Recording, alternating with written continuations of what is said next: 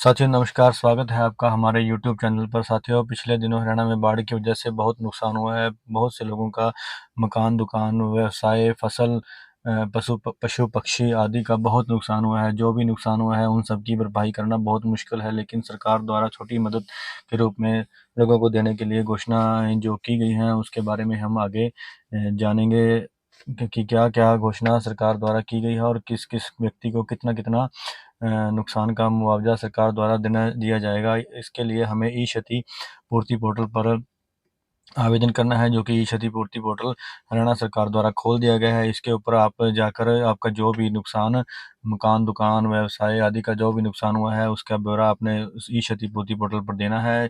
अगर किसी व्यक्ति का मकान का या मकान का नुकसान किसी व्यक्ति का अगर मकान का नुकसान हुआ है तो उसे उसमें उसकी प्रॉपर्टी आईडी और उसकी जो मकान की फ़ोटो और वह कितने क्षेत्रफल में है, इन सब का ब्यौरा हमें देना पड़ेगा। आगे हम जानेंगे कि किस किस चीज़ का कितना-कितना हरियाणा सरकार द्वारा घोषणा की गई है। यार, हरियाणा सरकार द्वारा बाढ़ से प्रभावित लोगों को राहत देने के लिए बड़ी घोषणा कर दी है। बाढ़ से प्रभावित हुए लोगों के लिए जिसमें से कि पहली घोषणा है, जिसकी भी बाढ़ से कारण मृत्यु हो गई है, अगर किसी भी परिवार का किसी भी व्यक्ति की बाढ़ से प्रभाव के कारण मृत्यु हुई है तो उसके लिए सरकार ने 4 लाख रुपए की घोषणा की है। लगभग उसके परिवार को 4 लाख रुपए तक का मुआवजा देने की घोषणा की है।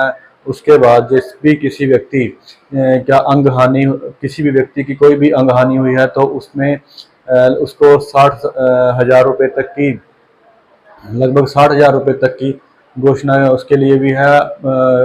और जिस भी व्यक्ति का अंग 40 से 60% के बीच में अंग की हानि हुई है उसके लिए 60,000 रुपये है। और अगर किसी भी व्यक्ति का अंग हानि 60% से ऊपर है, अगर किसी भी व्यक्ति के अंग का नुकसान 60% से ऊपर है तो उसके लिए 2 लाख रुपए तक की घोषणा की गई है। अगर किसी भी व्यक्ति के मकान जो कि कच्चा मकान है, कच्ची छत है, उसका आंशिक नुकसान यानी कि थोड़ा बहुत अगर नुकसान है तो उसके लिए सरकार ने 5,000 रुपये तक की घोषणा देने की घोषणा की है।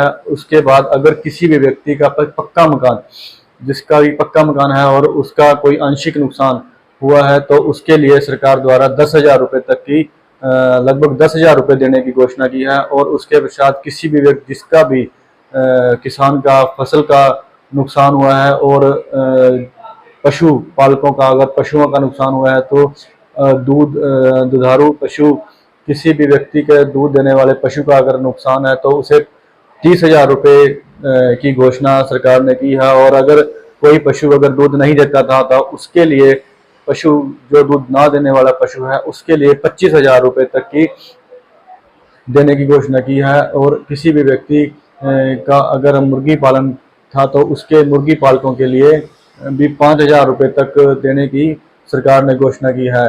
फसलों का जो नुकसान है उसके लिए जल्द ही सरकार द्वारा क्षतिपूर्ति पोर्टल शुरू कर दिया जाएगा। इसके लिए सरकार काम कर रही है, जल्दी ही वो पोर्टल शुरू कर दिया जाएगा। और अगर किसी व्यक्ति का मकान का या देहांत हुआ है या अंगहीन हुआ है तो उसके लिए आप सरपंच अपनी ग्राम पंचायत से संपर्क कर सकते हैं।